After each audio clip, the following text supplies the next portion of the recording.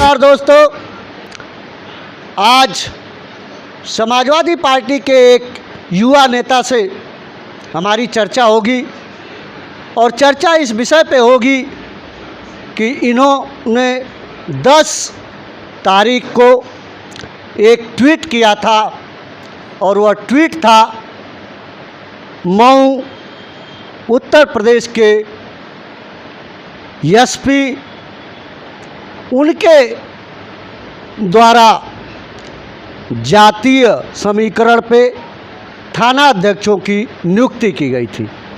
इसको लेकर इन्होंने ट्वीट किया था। उसको लेकर कुछ खबरें, कुछ संगठनों के लोग भी उस पर चर्चा कर रहे थे और आज हम इनसे चर्चा करेंगे कि वह ट्वीट इन्होंने क्यों किया और उसके करने का रीज़न क्या था और बाकी चीज़ों पे भी हमारी आपसे चर्चा होगी। सबसे पहले तो यस भारत न्यूज़ चैनल में आपका बहुत बहुत स्वागत है। धन्यवाद। हम चाहेंगे कि आप अपना परिचय हमारे चैनल के माध्यम से कर दें। मेरा नाम रजनीकांत मौर्य है और मैं समाजवादी पार्टी का नेता हूं और उत्तर दोहरी घाट ब्लॉक का मैं प्रधान संघ का अध्यक्ष भी हूं और आपका छोटा भाई भी हूं। मौर्य जी, सबसे बड़ी बात यह है कि जो आपने ट्वीट किया था उन पर आरोप था आपका कि आपने जो है ब्राह्मणों को ही सबसे अधिक गद्दी थाने की सुपुर्द कर दी है कि भाई आप थाना चलाइए और आपको दिक्कत थी, तो उसके बारे में क्या कहें?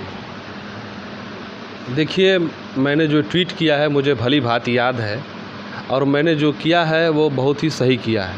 मैं बताना चाहूँगा कि आप जो हमारे यहाँ एसपी जी हैं वो अपने चहेतों को, चूँकि अपने पांडे हैं तो जाति विशेष के तौर पे अब लिया जा रहा है, लेकिन मैंने सिर्फ, क्योंकि अधिकारियों की कोई जाति नहीं होती है, कल यहाँ हैं कल वहाँ रहेंगे, उन्होंने यहाँ 7 थानों पे एक ही जाति विशेष यानी अपने चहेतों को थाना प्रभारी बनाया है।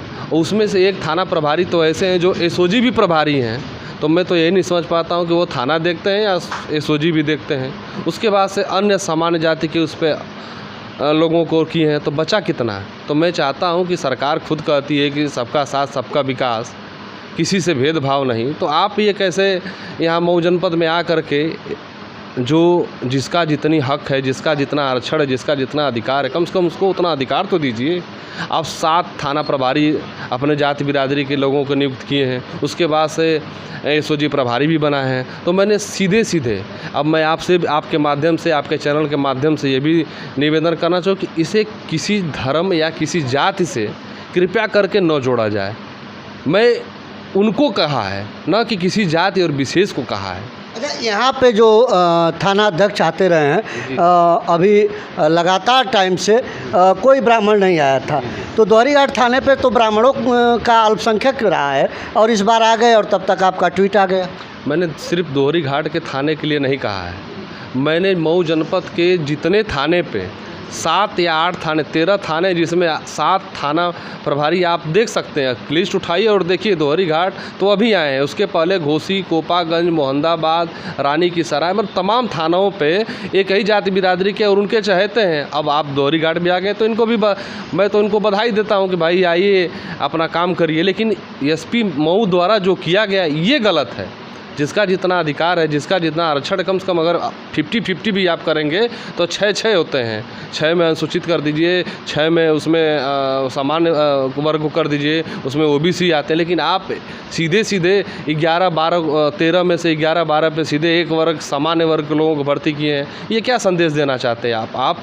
एक सर्वोच्च अधिकारी हैं, अधिकारी की कोई जात नहीं होती है, कोई धर्म नहीं होता। जो अगर उच्च गद्दी पे बैठा है तो उसके लिए सारे लोग, इस मऊ की जनता समान है। अगर आप ऊंच नीच और भेदभाव करके अगर देखेंगे तो आपकी गरिमा क्या रह जाएगी, आपके पद की गरिमा? आप क्या कहें, क्या संदेश देना चाहते हैं? तो नेताओं की भी कोई जाति नहीं होती है, अधिकारियों की भी कोई जाति नहीं होती है, लेकिन सबसे अधिक अगर कोई जातिवाद करता है तो नेता करते हैं। इसके लिए क्या कहेंगे आप? ये आपका शब्द है, मेरा शब्द नहीं है, ये जनता का शब्द है। जनता कह रही है कि सबसे अधिक अगर जातिवाद कहीं हो रहा है, सबसे अधिक जातिवाद कहीं आ रहा है, तो वह राजनीतिक पार्टियों द्वारा थोपा जा रहा है, जो निचले स्तर पे आके खड़ा हो रहा है। अब राजनीतिक पार्टी द्वारा थोपा जा रहा है वो अलग विषय है। आप एक जनपद में सर्वोच्च अधिकारी हैं, आप पोस्टिंग की बात कर रहे हैं, यहाँ आपका अधिकार देने की बात है। जब अधिकार देते हैं या अधिकार कोई गलत देता है तो उस पर तो सवाल उठेगा ही। अगर ऐसा उन्होंने किया है तो मैंने सवाल उठाया है। अभी सवाल पूछने पर ही मौर्य जी मनीष कश्यप को जेल हो गई। वो भी किस चीज़ की हुई कि वो जो है देशद्रोही है, और उन्होंने केवल तेजस्वी जी से आपकी तरह ही ट्वीट करके पूछा था कि आप ये देखिए कि जाकर जो बिहारी मजदूर हैं वहाँ तमिलनाडु में मार खा रहे हैं, इसके लिए जिम्मेदार कौन है। और यह पूछने के बाद उनके ऊपर पोटा लग जाता है, उनके ऊपर राष्ट्रद्रोह लग जाता है, और जो नेता हैं वह कुछ भी बोल देते हैं, किसी भी जात पर, किसी भी धर्म पर, किसी भी मजहब पे बोल देते हैं। क्या उनके ऊपर यह एनएसए लागू होना चाहिए कि नहीं होना चाहिए, राष्ट्रद्रोह, देशद्रोह लगना चाहिए कि नहीं लगना चाहिए? देखिए, मनीष कश्यप जी जो कहें, जहाँ तक मुझे ज्ञात है, किसी भी बीजेपी का जहाँ सरकार या शासित प्रदेश है, चाहे ज़िला है, चाहे जो भी है, वहाँ वो क्यों नहीं जाके दिखा रहे हैं? क्यों वहीं जाके वो दिखा रहे हैं कि यहाँ बिहारियों के साथ शोषण हो रहा है? बिहारी हमारे उत्तर प्रदेश में भी हैं, कहीं उनके साथ शोषण नहीं होता है। तो ये उत्तर प्रदेश में आकर के दिखाते, या कहीं जहाँ बीजेपी की सरकार ना होती वहाँ जाके दिखाते। ये वहीं जाते हैं जहाँ बीजेपी की सरकार ना हो। क्या संदेश देना चाहते हैं? आप किसके लिए काम करते हैं?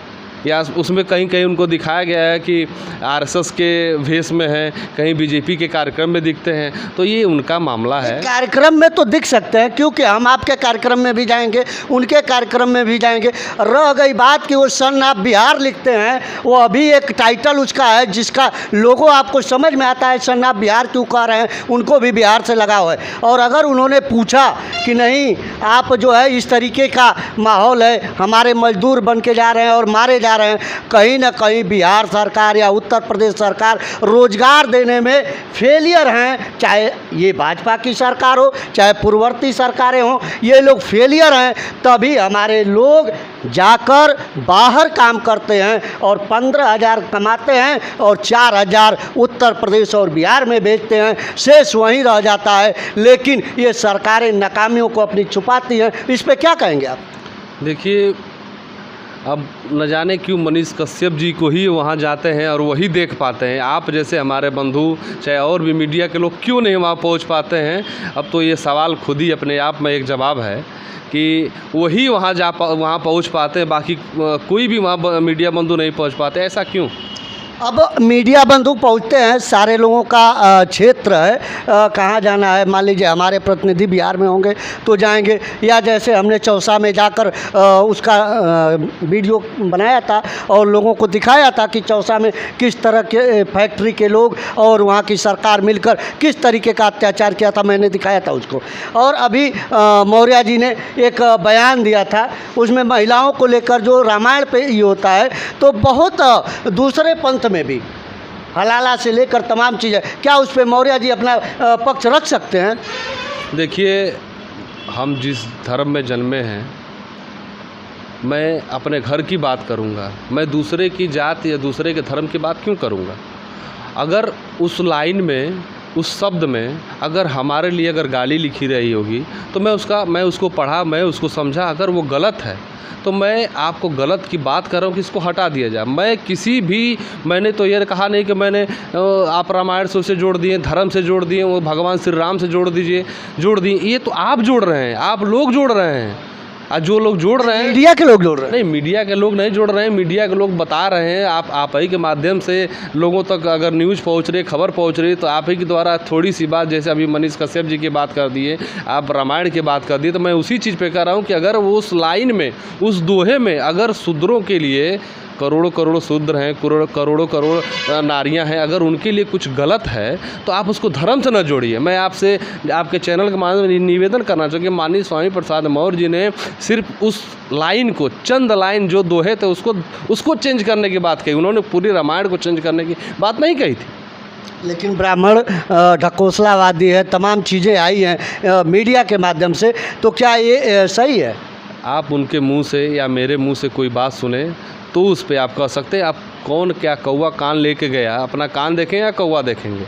तो माननीय मौर्य जी का एक एक शब्द, एक एक चीज़ें यूट्यूब पे हैं, उनके ट्विटर पे हैं, उनके आईडी पे हैं, आप उसको चेक कर सकते हैं उन्होंने क्या कहा। उन्होंने सिर्फ यही कहा था कि उस लाइन में जो शब्द गलत हैं उसको सिर्फ वो चेंज करने की बात कही थी, ना कि उसे आप जाति से जोड़ दीजिए, ना कि उसे धर्म से। आपका अपना विचार है, आप जिससे जोड़ना चाहें उससे आप जोड़ सकते हैं। अच्छा, एक चीज़ बताइए, नेता या कोई भी व्यक्ति धर्म पे, जाति पे या किसी ऐसे संवेदनशील मुद्दों पे क्या इन लोगों को बोलने से बंद करने के लिए कोई कानून आना चाहिए कि नहीं, जिससे माहौल बिगड़ रहा है? देखिए, आप स्वतंत्र भारत में स्वतंत्र नागरिक के रूप में हैं। संविधान को ये देश मानने वाला है। संविधान ने ये आज़ादी देता है कि आप बोल सकते हैं, कुछ भी कह सकते हैं, आपका अपना विचार है। तो हमें इस भारत देश में कभी भी कहीं भी आने जाने बोलने से नहीं रोका न किसी को रोका जाना चाहिए, ना मुझे रोका जाना चाहिए, ना आपको रोका जाना चाहिए। तो ये स्वतंत्र देश है और ये अखंड भारत है। इसमें आप बोलिए, जाइए, सबको आज़ादी है, सबके लिए समान भावना है। बहुत बहुत धन्यवाद। धन्यवाद। ये थे हमारे साथ रजनीकांत मौर्य जी और हमारी और आपकी चर्चा हुई। आप देखते रहिए यस भारत न्यूज़। मैं संजय मिश्रा।